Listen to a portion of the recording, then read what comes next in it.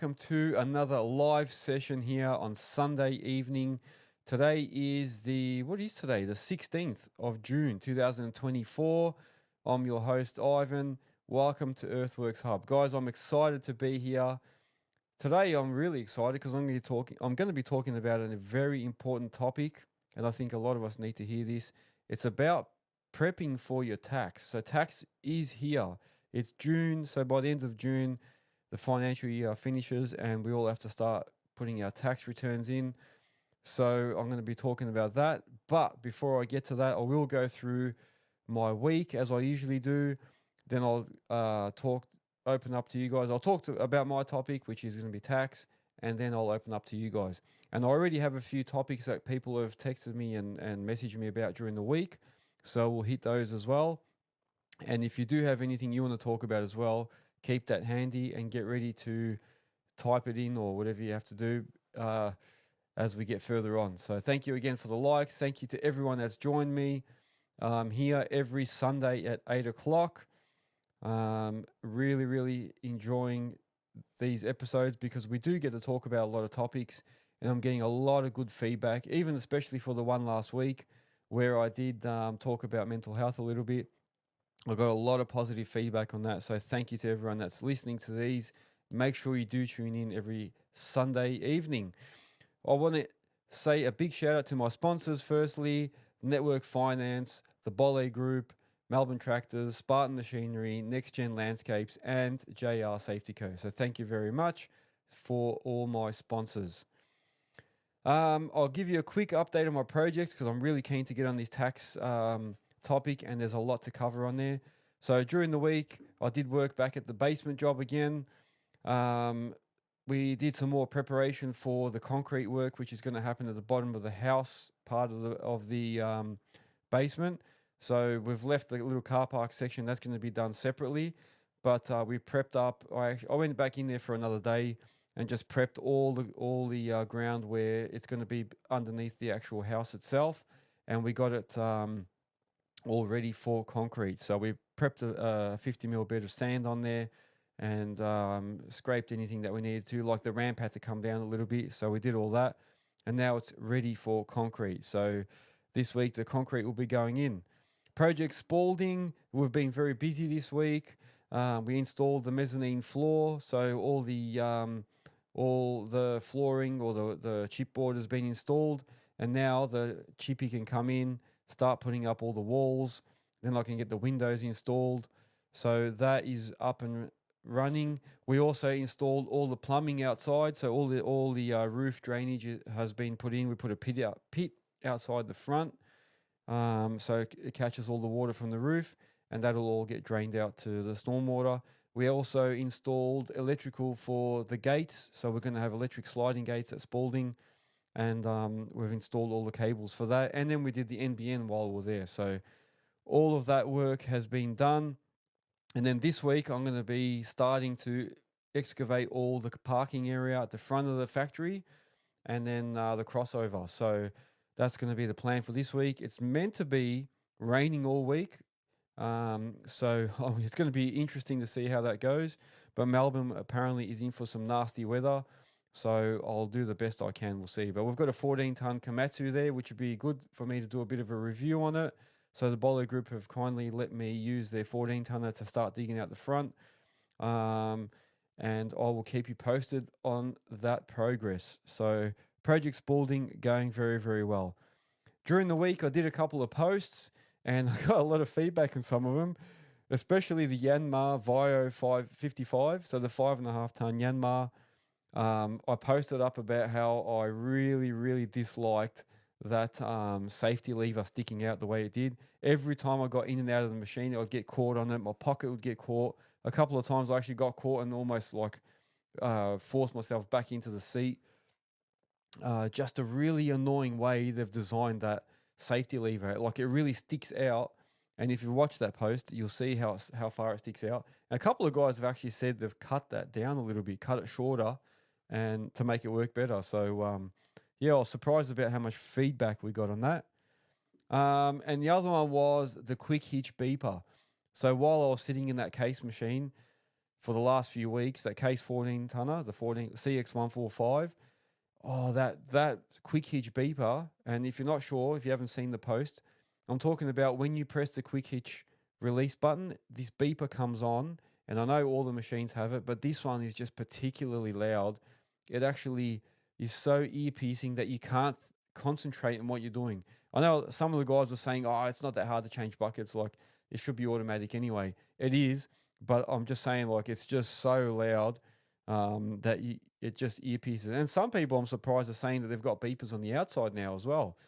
So that's something I haven't seen yet. Maybe it's another added safety feature, but I just can't believe how loud that is.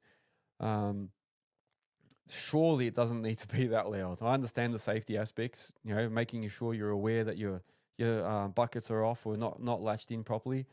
But it's just so loud, man. Very, very much, very overkill. But anyway, good to see a lot of responses on that. I did prompt people for a good conversation there. During the week, while I was at Project Spalding, I actually met Yasin from MOBA. So MOBA does GPS systems, machine guidance. And I did meet Daniel from MOBA out at Diesel Dirt and Turf in Sydney. But just by chance, Yasin came through and saw me sitting on the plumber's machine. So the plumber let me use that Yanmar Vio 55 to do a couple of things at Project Spalding. And Yasin dropped in just to say hello. And I suppose trying to see if he could find a potential client for MOBA. And we got chatting, and I told him I'm actually from Earthworks Hub and blah, blah, blah. And then, yeah, it was a good chat. So if you're listening, anyone from MOBA, it was nice to meet Yasin, the top bloke. And if anyone's looking for machine automation and that, yeah, just hit these guys up as well. So they do all that sort of stuff. Any GPS machine control things. So thank you to Yasin for dropping in. I had a positive, very positive, and I don't know if he's on here. I haven't had a proper look yet, but I had a positive message from Blessos. I think his name's Sweden from Blessos in Emerald, Queensland. He hit me up this week and said, thank you for all the work I'm doing. It was good to get some positive feedback. It did fire me up. I'm really happy that people are watching. He just basically contacted me to say thank you for everything I'm doing. He's in the field himself, and he says that everything I'm doing is helping. So that was a really, really good positive bit of feedback for me. So thank you to Blessos as well. I don't know if you're on here. If you are, say hello. But yes, thank you very much for that positive feedback. And we've got a couple of topics. So a couple of people during the week have actually messaged me early on and said, I'd like to talk about this topic on Sunday. So I know Mitchell Morgan, one of the guys, has asked about talking about cutting edges on our bucket teeth or whether to use straight gummy buckets. Keep that in mind, guys. We'll talk about that after my tax topic. So I will get to that, Mitchell. I just want to go through my tax topic first, and then we'll get to that. So thank you to all the guys that regularly come on during the week as well, during my lives, and also for all the people that join me regularly on Sunday. Make sure you share this. I want to spread the word to everyone.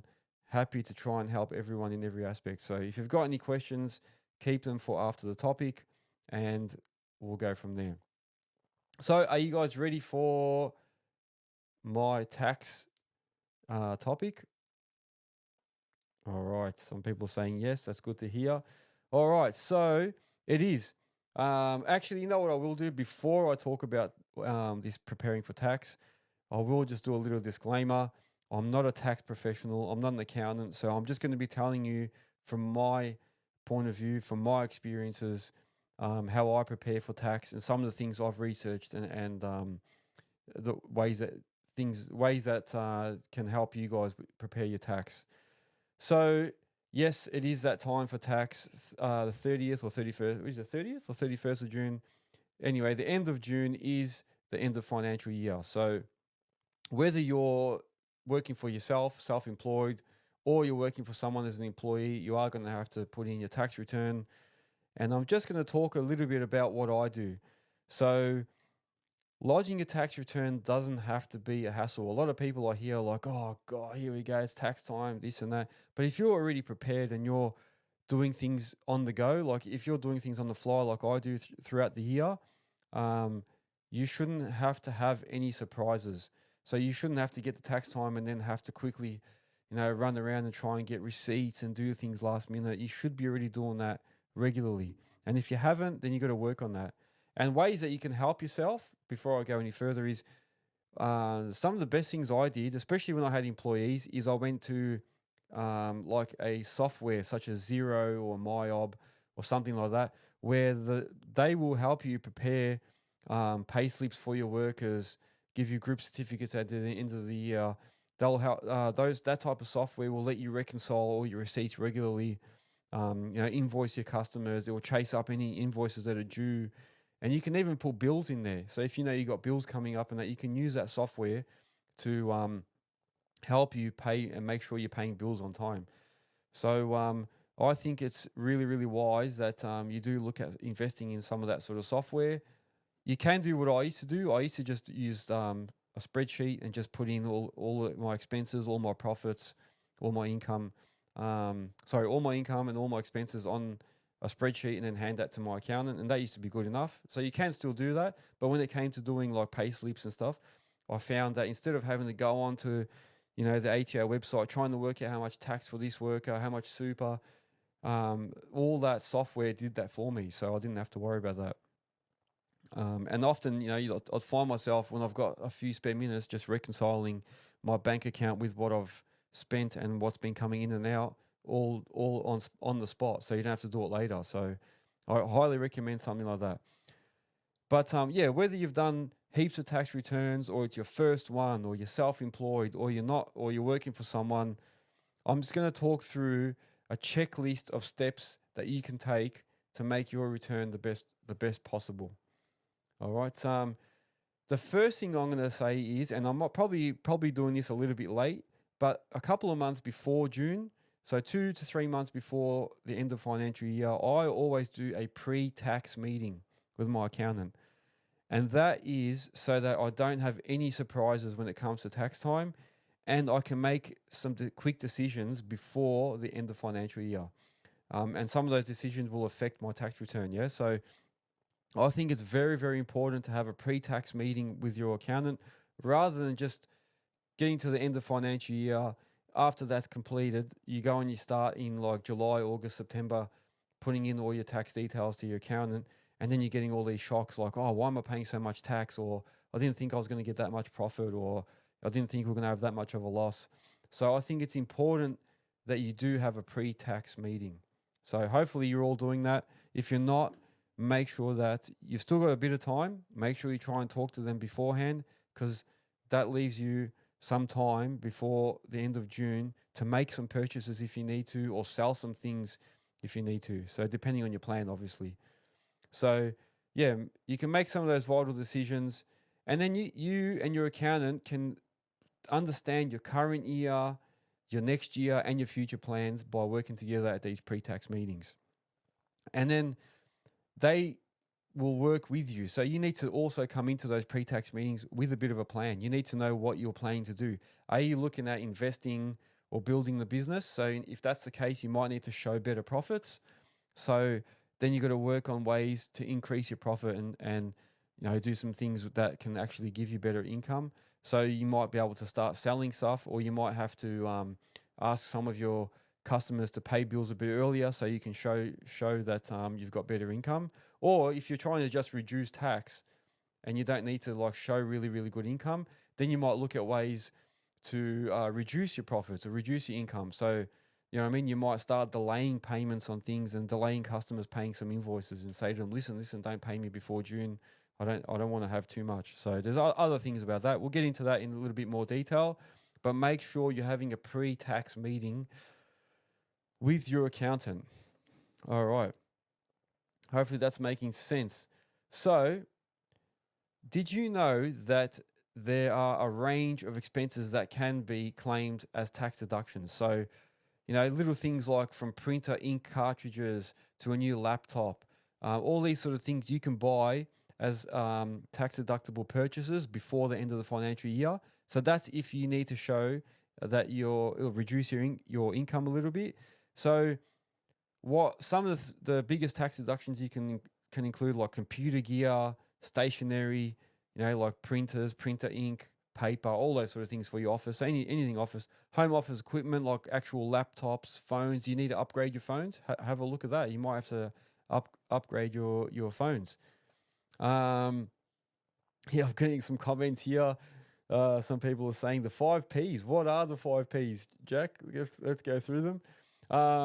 Yeah, other work-related and education training courses, stuff like that. You can claim those. If you're a business owner, you can claim some new equipment or upgrades to your vehicles, or you might have to look at, is it time to actually upgrade and get a new car or a new ute, or a new machine even. So if you can do that a month or two before, you can make sure that you purchase those things and actually receive and get them delivered before the end of financial year to make sure that you get those tax deductions and stuff on those.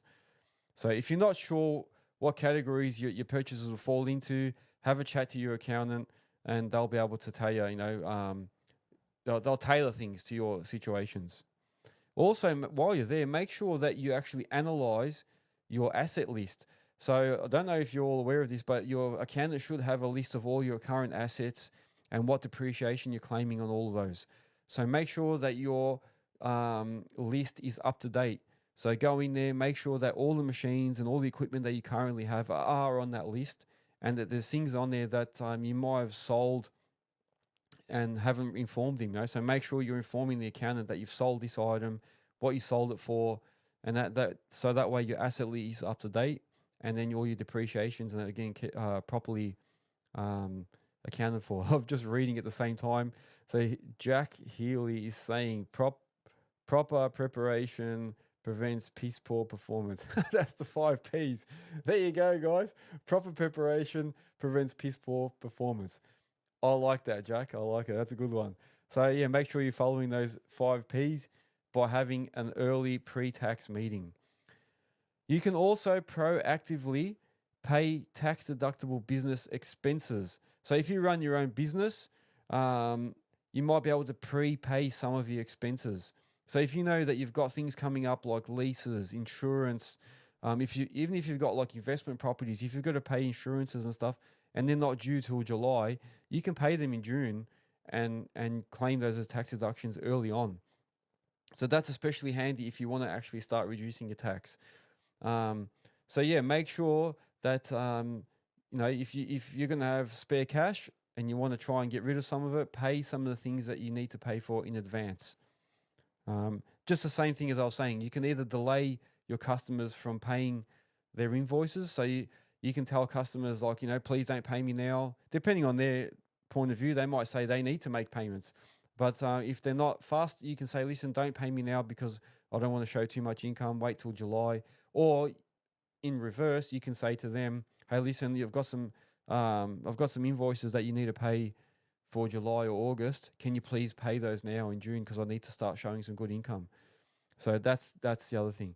Now, Terra Pro is saying maximize your super contributions to bring your tax income down. You can also max out contributions for the previous 3 years. He's absolutely correct. I'm just about to actually talk about super as well. So I don't know the exact figures. I think it might have been if you earn over 37 grand or something like that, 37 or to 40 grand every year, you can make super contributions from your pre-tax income. So, and then you can claim these as tax deductions in your upcoming return. So the other good thing is, like, if you're going to be investing, so if you're going to be like me, I'm buying properties and stuff, and you need to show MOBA. Sorry, guys, I'll just interrupt. MOBA's just joined. Thank you, MOBA, for joining. I was just saying how I met Yasin during the week. He came to see me at Project Spalding. Got to have a bit of a chat. So, yeah, thanks for coming out, MOBA.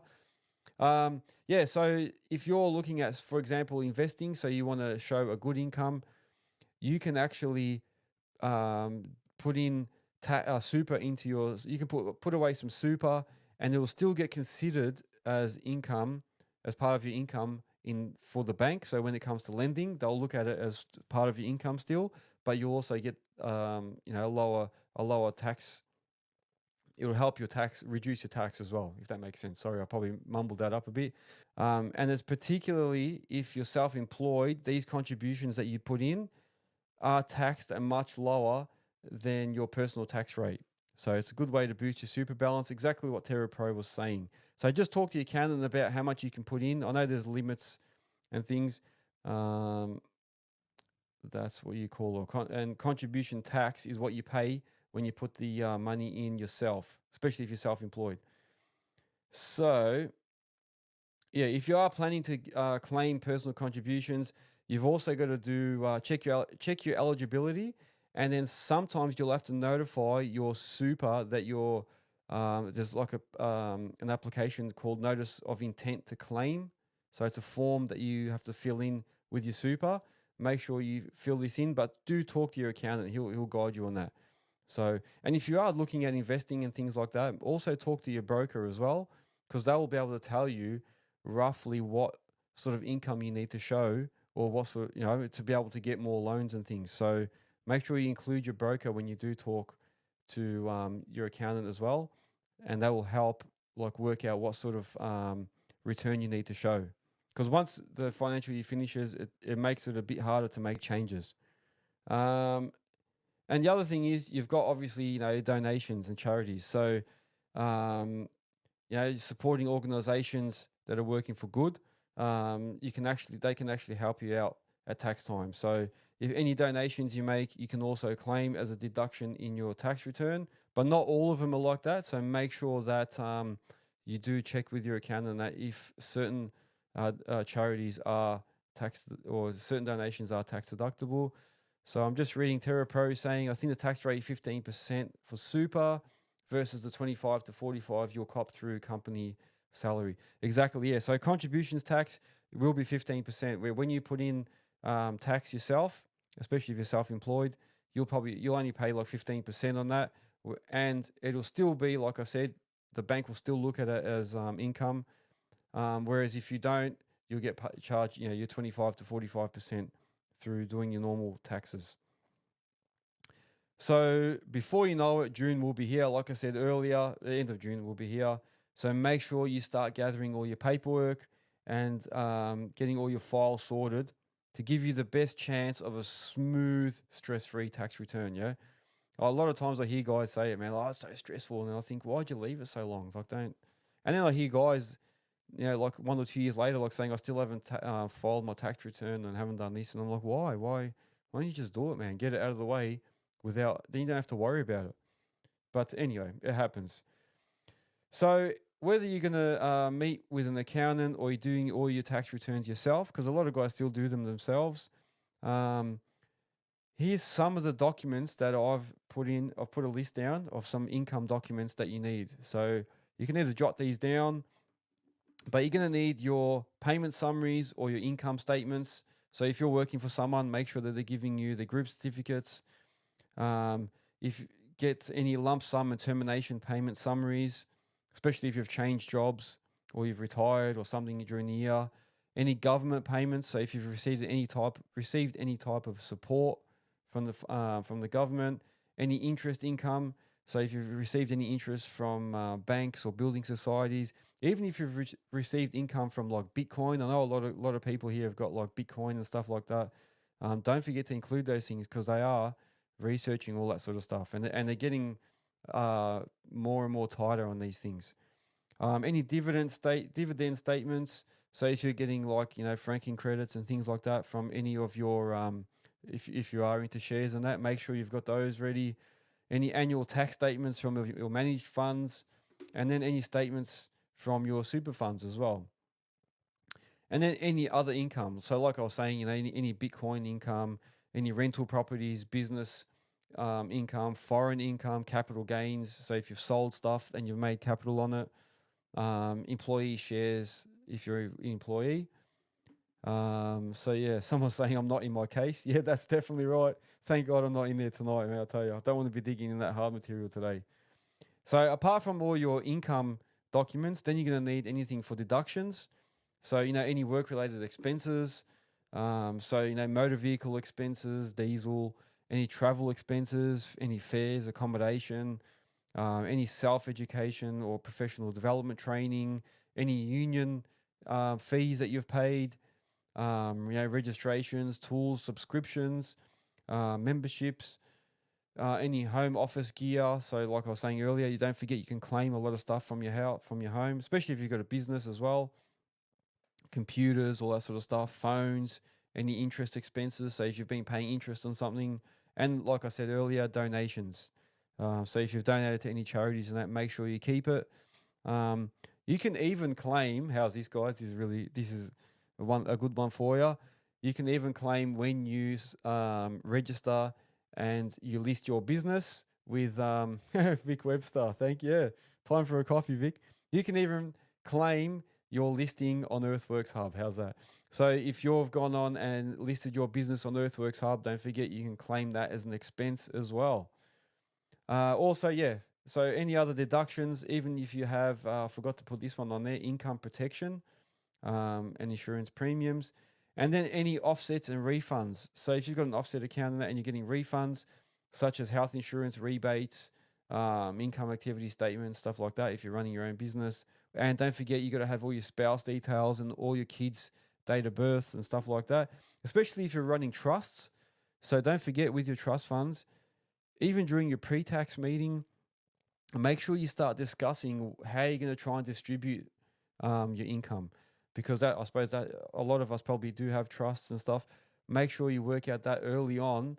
And I know they've reduced the amount that you can put towards your kids and stuff, but make sure that you do discuss where you're going to distribute things early on. So like I said, you don't get to the end of the financial year and then you're doing last minute running around, or you don't want any surprises. So also make sure you're clear on tax time deadlines. So diary, make sure you're putting in notes for these important dates. So October 31st is when all your tax returns are due. So make sure October 31st, especially if you're doing them on your own. If you have an accountant, sometimes the accountant can push them out till, I think it's May the following year. Yeah, I think it's May the following year. So you don't want to get these unwanted fees and that for late tax returns. Like I said, there's a lot of guys that tell me that they haven't had returns done for like a year or two. So I still don't understand the theory in that. But make sure that you have all your deductions and that ready to go. Also, don't forget to remember to record the amount of liters of diesel you use, especially for us guys with machines and trucks. And don't forget to claim the diesel rebate, because we use hydraulics. And if you look at the video I did with Luke McCrone from the VTU, he went into more detail about that. You can claim a higher diesel rebate because we're using hydraulics and we're working on site a lot of times. So you can claim a higher percentage of your diesel rebate. So make sure you talk to your accountant about that as well. So there you have it. So make sure you don't want to get, like I said, any surprises at tax time. You don't want to get late payment, penalties. Lodge your tax return with confidence, but make sure you do have a pre-tax meeting. So like I said, there's only like 2 weeks left of the financial year. I probably should have done this a month or two ago, but it just popped up and I thought, you know what, I haven't spoken about tax and it's here. So I do it all the time. Make sure that you have all the documents ready to go. You don't want to be one of those last minute people that are just quickly trying to catch up and do things last second. So I won't talk too much more about tax. Hopefully I've answered all your questions on that. Thank you to everyone that had some input there, especially Terra Pro with his comments. Like I said, I'm not a tax professional. I'm just talking about my experiences.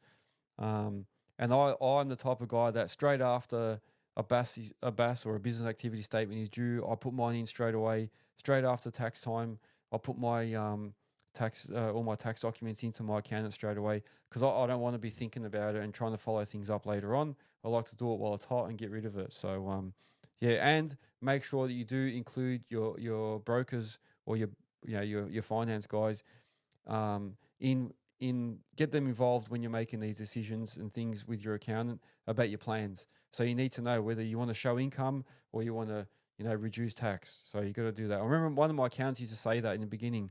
What do you want to do? Do you want to reduce tax, or do you want to, make good money or show good income so you can buy more investments? And I used to always say, I don't know, I want to do both. And he'd say, you can't do both. So you just got to try and figure out and make a plan together. So we got Vic Webster is saying super, super, super. Don't forget your super. So exactly, that's right. Like I said earlier, putting some money away to super, you'll pay only 15% rather than your whole 25 to 45%.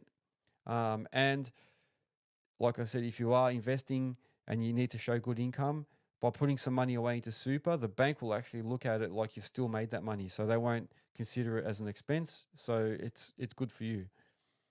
All right. So I won't go on about tax time anymore. Hopefully that was useful to you guys. Since one of the hot topics this week was about the annoying beeper for the quick hitch in the machine, then it prompted me to think about something else. In my 5-ton Kubota, I have two travel beepers on there. I don't know where. One's underneath the cabin somewhere, one's in the engine bay, and they are so loud when I'm tracking that I've actually had, when I'm doing streetscapes, I've had neighbors come out and complain about it. So we tried taping up the one that we found in the engine bay, and it sort of quietened it down. But these beepers are so loud when you're traveling, and they do both backwards and forwards. So my question was going to be, for a bit of a topic, I suppose, beeper versus squawker. So I had on my posi track a squawker installed, and I have one on my ute. So when I'm reversing, and on my truck I had a squawker. I prefer the squawker because I feel like it's not as loud as a beeper, but it's still loud enough to be heard, and it's not as ear-piercing as a beeper. What are your opinions, guys? So I'll start with that topic. Beeper versus squawker for a travel alarm. And Sydney Rockwell saying some great information shared. Thank you very much for listening as well, Sydney Rockwell. What do you guys think? I'm happy to open it up with that. Let me know your opinions. Who thinks a squawker is better than a beeper? Or who thinks a beeper is better than a squawker? What are your opinions on that? I personally think a squawker is better. Mitchell Morgan is saying he has a beeper and had it wired to a switch in the cab. Yeah, so I do notice a lot of the bigger machines and that do have the ability to turn off the beeper. So that is handy sometimes. But then you've got no beeper, you've got no sort of alarm. So that's why I prefer the squawker, because I feel like it can be constantly on, but it won't be as bad. Sydney Rockwell saying beeper. I don't know if it's actually a requirement to have one or the other. Like, I don't know if you actually... Are there sites that won't accept a squawker? So Gary, not Harry, saying most tier 1 sites seem to prefer squawkers over the beepers. So there you go. Thank you for that, Gary, not Harry. And then Terra Pro Earthworks is saying, I feel like a squawker could possibly be a union preference, but it could be wrong. Yeah, I think so. I have heard that a lot more of these union sites and that do prefer, or tier 1 sites even, do prefer squawkers. So I know I had to get one installed on my ute as well, because when I went onto a site, they made me actually have stickers on my ute. So I had to have the actual company stickers on the ute, a flashing light, and a reverse squawker before I could go on there. So On-Site Civil Group, there you go, is saying a squawker all the way. So it looks like we've got some beepers, some squawkers. I'm going to hit you up with another topic, and this was a request from Mitchell Morgan. So thank you for messaging me and requesting this. So Mitchell was talking about, when you are digging around services, they often require you to have a toothless bucket. So he was saying, what's the preference? A bucket that has teeth, and then you weld like a little a grater blade on the actual teeth, or having an actual proper gummy bucket, which is just a bucket with just a little blade at the end of it. So there's no actual teeth. And Mitchell's argument was that he prefers a regular bucket with teeth with a little blade attached to the bottom of it, because then you can see through the teeth while you're digging. I suppose the other good thing about having that is, I find when I have a gummy bucket, it clogs up very easy. So it's a pain in the bum when that clogs up with clay, because you're constantly trying to empty it and sort of shake the bucket around and tap the ground with it to get the material out. And often you got to have a labourer or yourself get out and shovel the clay out of the bucket. And that's like every dig, you got to do that. So I suppose by having the bucket with teeth on it and then just welding on a blade at the end of it, as you're digging, it might sort of, the old teeth might break it up a little bit so it doesn't clog the bucket. I suppose that's one way of looking at it. But yeah, I'm happy to hear your opinions. While you're all chewing on that, Gary Not Harry has sent a comment. Best way for a ute, I would suggest isolating it so it only comes on if your beacon is activated. So it stops the neighbours, annoying the neighbours if you're reversing into driveways when you get home. Yeah, very true. So yeah, I suppose if you've got to put your flashing light on, if you got to put your flashing light on anyway for a work site, I suppose then that should turn on your squawker so that when you are reversing on site, that will only work then. However, I have to admit, a lot of times I've been at shopping centres, and as I'm reversing, I see people turn around and notice me, and I always think, I reckon it'd be good to have a squawker on, and everyone's going to hate me here. I know they're going to hate this, but I think for like children's safety, I think we should have a squawker on all cars. Because how many times have we heard in the past, like, mums reversing over kids and stuff in the driveways? And I think if you had a squawker, at least the kid would have some warning. And the same for shopping centres. Like I see them turn around. As soon as my squawker goes off, I see people turning around to see what that noise is. And I feel like, it'd be a good safety feature, especially in shopping centres and things as well. So we're getting a few people here responding about the gummy bucket. So Jack Healy says a proper gummy bucket with an arrowhead cutting edge is perfect. Terra Pro saying you can even leave the center tooth out and just leave. So if you've got like a 300 bucket, you've got 3 teeth on it. He's suggesting leave the center tooth out and just weld a little bar across the bottom of the remaining 2. So that way you can see through it, which is a good idea. Sydney Rockwall saying a tooth bucket with a blade welded on is the best. And Terra Pro saying an advertising. Are you talking about my stickers on the ute? Yeah, but that's good. Good feedback, guys. It's good to see that people are thinking about it. But yeah, I wouldn't be against all cars actually having a beeper, and it doesn't have to be super loud, but not a beeper, sorry, a squawker, because I feel like I feel like it'd be safer, like people walking behind the car while you're reversing and stuff like that, they'll actually hear you and turn around, you know what I mean? Terra Pro is saying for the squawker in the car parks. Yeah, I suppose, as soon as they hear the squawker, they turn around, see the car and see all your stickers. So there you go. I'll tell you a funny story actually. Oh, Nicola's joined us. Nicola Draco requested, I think it was you that requested me doing a review on an SK100. For your information, I will be getting a review on one of those very shortly. I've been in touch with the Melbourne Tractors guys, and they're going to allow me to have a look at one. So in the near future, I will be going to them and having a bit of a play on an SK100. So hopefully I'll have some feedback for you on that. I can tell you a funny story. One of my utes still has stickers on it, and my dad drives it. So he's obviously in his 70s. And I got a phone call. No, I got an email once, just an anonymous email. And this was during COVID. I got an email from an anonymous person saying, hey, we've just seen one of your workers leaving the trolley at the shopping centre and not putting it away properly in the trolley bay. And I was thinking, what are they talking about? And they said, yeah, one of your workers in your white ute was seen. And then I wrote back to them and said, I'm sorry, can you just confirm what car it was and where it was? And they told me the area, which wasn't far from my dad's house. And then they said it was a white Mitsubishi with your stickers on it. And I thought, oh no. And they said, yeah, there was one of your elderly workers was putting shopping away and then just left the trolley near the car and didn't actually put it away back in the trolley bay.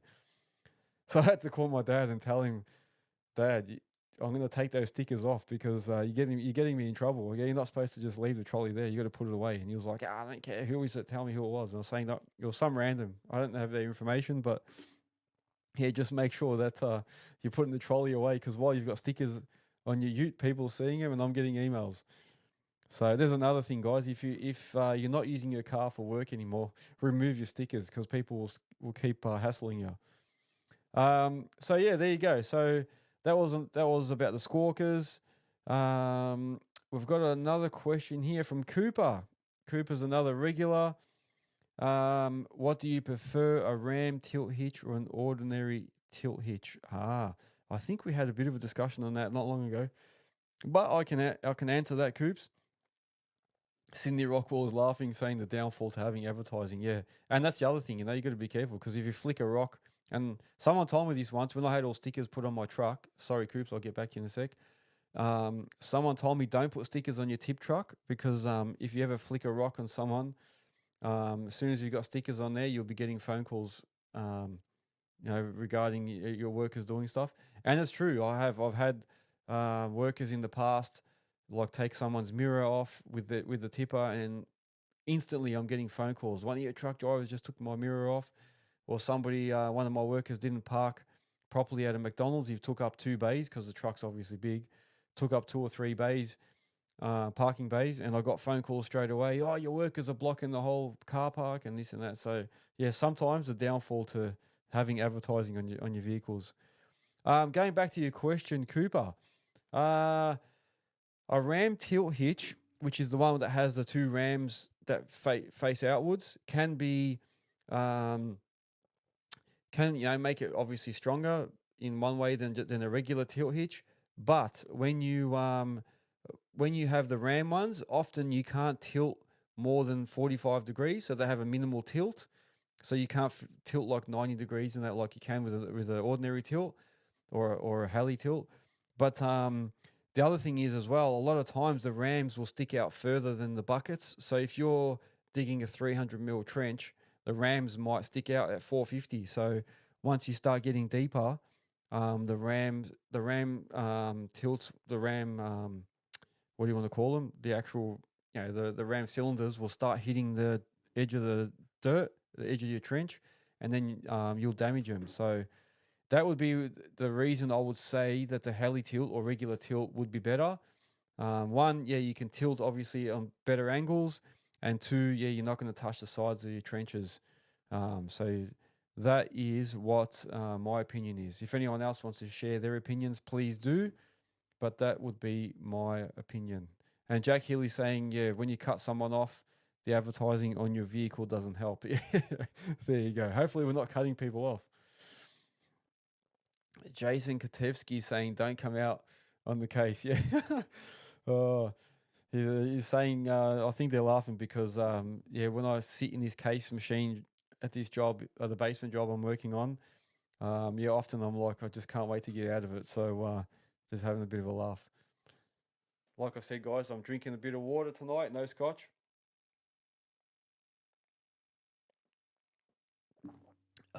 Lubricate the throat there. Nexgen Civil as well. Thank you for joining. Who are Melbourne Arancini guys? Make sure that thank you for joining. If you need to, if you enjoy eating arancinis, make sure you buy them from Melbourne Arancini. Jason's laughing, saying, "Don't stress. He's been in the basement for 4 weeks." Yeah, I know that feeling. It's like you never get out of there. While we're still getting some feedback on that question about the hitch or even the squawker or beeper, or while people are thinking of new topics, I'll just make sure I go back and talk about the Earthworks Hub website. So make sure if you need any type of Earthworks service or trade, make sure you go to earthworkshub.com.au. Use one of the services that are on that on the listing there. That's for all of Australia. So we've got guys all over Australia listed on there for anything to do with earthworks or construction in general. So we've actually had guys, we've got finance people on there, insurance companies, we've got guys with machines. What else is on there? Labor companies, tree removal companies, little diesel mechanics. We've got hydraulic repair companies on there. So any trade or service or anything to do with earthworks, make sure that you go to earthworkshub.com.au and use those services that are on there. So, and if you've got a business and you want to, get more exposure, also list your business on there. So we've had another couple of listings this week. I'll go over some of those. So we had Thomas Earthworks from Orange. He's added himself to there. We've got Hydrolink in Warragul. So I think I might have mentioned them last week, but they're on there. And then, like I said, you can be anything to do with the business earthworks industry. A business such as City Safes. So we've got a safe company that's been listing themselves on there. A place that does trophies and medals. So let me go back and find them. Hang on one sec.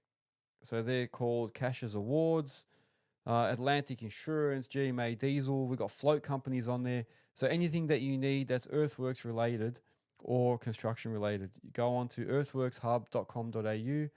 While you're on there, you can also click on shop and you can buy merch. So if you want to get yourself some Earthworks Hub merch, go on there and you can buy some stuff and it will be delivered. All good quality stuff as well. So everything that's on there I've sampled and checked and it's all good. So it's not cheap crap. There's also machinery sales companies on there. So you've got Zoomline, Melbourne Tractors and other sort of people on there.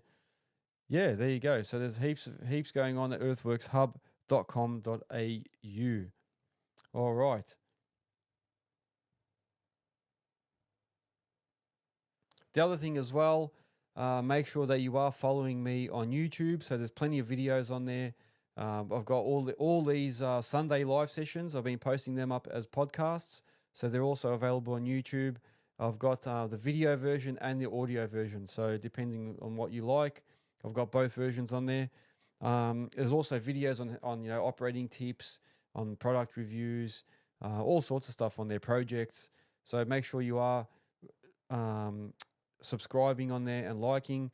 Make sure that you're following me on TikTok and Instagram. During the week, I do a lot of live sessions while I'm operating. So during the week, look out for notifications that I'm going live. I do those mainly on TikTok because I seem to get a lot more responses on TikTok during the week.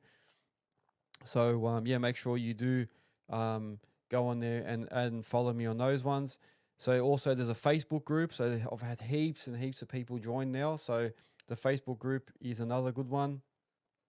So we've got Facebook group, Instagram, TikTok, YouTube, and then also Spotify and Apple. So make sure that you do follow me on all those socials so that you're up to date with everything. And the same thing, if you've got some topics that you want me to cover, like some of the guys have during the week, hit me up. Just send me a message. You can email me. You can even text me if you've got my number. And I'm trying do some podcasts or even special videos on those topics for you. Even if you've got little topics like today, like Mitchell said about the cutting edges, stuff like that, make sure you hit me up. Or if you want to even give me some positive feedback, like Blessos did, thank you very much to Blessos this week. That was really good. It really boosted me. So thank you for calling up and letting me know that you're happy with what I'm doing. And that's it, yeah. So what else is there? Because I've got another 10 minutes. I'm happy to keep talking. If you guys want to talk about a specific topic, I'm happy to do that. If you want to go back to one of the other ones or a question on something else, let me know. Terra Pro has a question. How do you think our industry is going at the moment? Terra Pro, that's a good question. I'm not into rumors, but I have heard during the week, and please confirm, guys, if you've heard the same thing. I've heard that a lot of civil or subdivision companies have let go a lot of subcontractors, and some of the subcontractors that I've heard that they've let go are really, really long-term subbies that they've used. Like guys that they've always kept until the end. And then there's a couple of guys I know working in subdivisions that have been told that once their projects finish, they're also going to get let go. So it's not a good sign, especially when you look at that. I always look at subdivisions and that first, because I feel like they're the start of the process. Because once, if land's not selling, it's like a domino effect, I suppose. If land's not selling and, new estates aren't being released, houses aren't getting built, then I see that, the next step is, obviously civil companies don't have the work, that the developers aren't giving them the work. So then they've got to get rid of their employees and subbies. And then obviously people aren't building. So then the residential starts slowing down. So anyone that does residential work, start seeing like site cuts and, slabs and concreters and stuff will start slowing down. Then guys doing landscaping will start slowing down. So it's like a snowball. And then, TerraPro saying he's seeing it on Facebook pages. So many people looking for a seat. Yeah, you're right. And look, surprisingly, I still am seeing people advertising or companies advertising looking for workers. So it may not be all that bad because, obviously there's companies out there that still are looking. Are they mostly interstate? Possibly. I hear that, some of the states like Adelaide and Queensland are still going strong. So, maybe a lot of people interstate are looking for employees, but Melbourne in particular or Victoria, I think it's very, very tough. You just have to look at the housing issues that we're having. I don't know. It's just I feel like we're going to be in strife for at least a year or two, easily.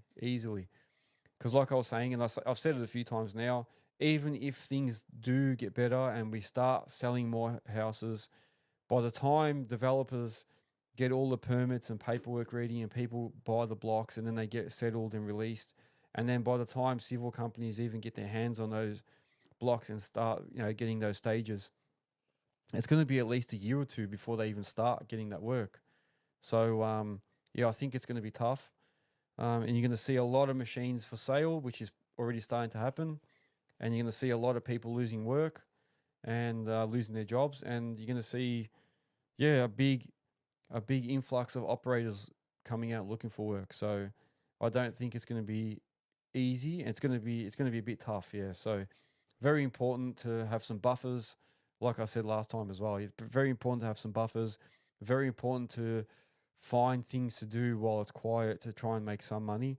And I think now is not the time to be fussy about what you're doing. So don't be too proud to get out and do some physical work if you have to, or even if you have to, subsidize your income by going and helping other mates do things, or, even for example, if your mate does scaffolding and you've got no work in your machine for a week, and he says, "Oh, I need someone to come and do scaffolding." Don't be too proud to say, "Oh, look, I'll come and work for you for a few days," because you got bills to pay. Banks will always want their money, so they don't care if you're quiet or not. They'll want their money. So if you've got machinery or trucks and you owe money on those, the bank will still want their money regardless whether you're making it or not. So so now is not the time to be too proud to go and do other types of work. So definitely keep an eye out for other income opportunities. And it doesn't have to be in construction. It could be something else. So and if you need to, go and get a little second part-time job or a little side hustle, do something, buy things and sell them on marketplace, make some bit of money here and there. You might need to make some sacrifices. If you've got partners that are not working, they might need to go and do some work for now just to get you over the line. So don't think that you've got no options. There's always options. So there's always work around. It's just whether or not you want to take it, and whether or not you're too proud to say that you're doing something different. So if you have to, go pack boxes at Woolworths in the evenings if you have to, or whatever. I won't forget when I was an actual supervisor at this stage. So was I in the warehouse or the factory? I think I was already in manufacturing by then. So like I said, in my previous life, I was in manufacturing and warehousing and managerial positions. So there was a stage where I was a supervisor in the production plant before I became manager. And I was already on a good wicket, but we always needed that little bit more money. I think it was a stage where it might have been during the GFC and that, but we, as much as I was earning, it still wasn't enough. And I wasn't too proud to say in the evening. So I'd finish work at like 3:30, 4 o'clock, and then at 5, 6 o'clock I'd go to like a freight company and pack their trucks with fridges and boxes. Sorry, my TikTok's just asked me to verify. Yeah, I'd go and pack boxes and fridges and that into semi trailers and load them up and get them ready for the next day.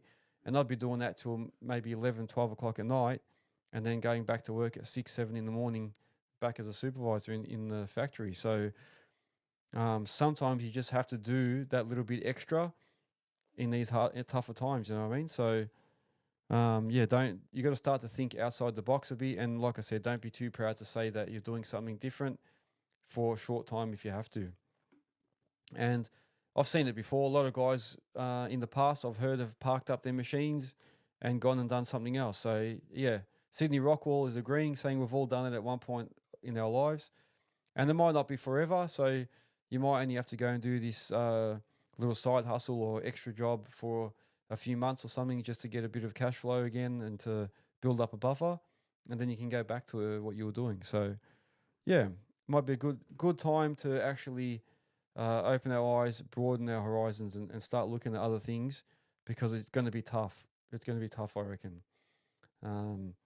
I've seen it. I've seen in the time that I've been doing this, I've seen situations where, and there's been in the past, there's been times where all the subdivision civil companies and that are getting rid of all these people and getting their own machines, and then everyone starts to freak out. All these subbies are out. There's so many people, and and then people start dropping their rates, and everything just goes to crap. But then it fixes itself and comes back again. So we've had these before. It's not the first time, but it is a bit scary for me because it does feel a little bit different to what I've had in the past. So I feel like it's going to be at least a year or two before it gets any better. All right, so I think my 1 hour is up. Hopefully, I provide some good information on that tax preparation. If you haven't booked a time with your accountant, make sure you go and do it. I know we've only got a couple of weeks now, but you still have time. And one of the reasons I say this as well is there was a time where, I don't know if it was last year or the year before, I didn't quite get to have a proper tax meeting. Oh no, I think it was last year because I went overseas. That's right. So we went overseas just before tax time. So I didn't really get a good chance to have a proper pre-tax meeting. And it's probably the first time I haven't done that. And I was really debating on whether to change a car that we had. And I was thinking this thing might break down soon. Maybe we're going to upgrade. And I said, it doesn't matter. I'll just do it when we get back. I'll work it all out. And lo and behold, just before I left, the car broke down, and it was going to be like 5 or 6 grand or more, maybe 7 grand to fix this thing. And then I also found out that we still were able to get the full asset write-off on vehicles up until the end of last financial year. To put it this way, I should have probably bought a new car before I went overseas, and could have got a proper asset write-off. Wouldn't have to. This car might not have broken down. I might have been able to flog it off before it broke down. All these things worked against me. Whereas if I did that pre-tax meeting, I could have worked out with the accountant, you know what, it's time to get rid of that car, get a new one, and I may not have gone through that process.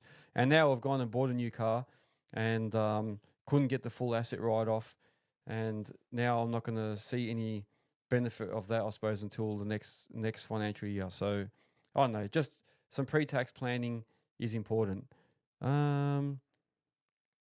Here we go. Hang on. Henry is asking. Sorry, Henry. I was just about to go off, but I'll answer your question. Henry is asking, as just an employee, what do I need to do to get a tax return? First year in Aussie. To get a tax return, just in brief, Henry, as an employee, make sure you allocate yourself a accountant. So you can do your tax yourself if you really want, but if it's your first year in Oz, I'd make sure, for me, if I was you, I'd go get an accountant. So you can even go to like H&R Block and all those like little general ones, or you can go to a little private company, get yourself an accountant, and make sure that any of the money that you've earned during the year, especially if you've just been an employee, you do get a payment summary, and your accountant will be able to help you with what you can claim. So there's heaps of stuff that you can claim as an employee. I went through some of those a bit earlier. This video will be posted up on YouTube. So if you want to go back and listen to what I went through, you can do that. If not, there's heaps of websites that can help you with that. So just click on there, pre-tax checklist and stuff like that, and you'll find some information on there. But yeah, get yourself a accountant somewhere local even, and get together with them and start talking about what you have to do. So hopefully I've helped with that, guys. Hope you had some good stuff to take away with you. Thank you very much for joining me again on this Sunday evening. I hope you all have a good week. Make sure you follow me on all those socials. Share the shit out of it, like I say. Earthworks Hub, the only hub that you should be watching. I will see you all on the next live session. Thank you very much. Take care, guys. Have a good night.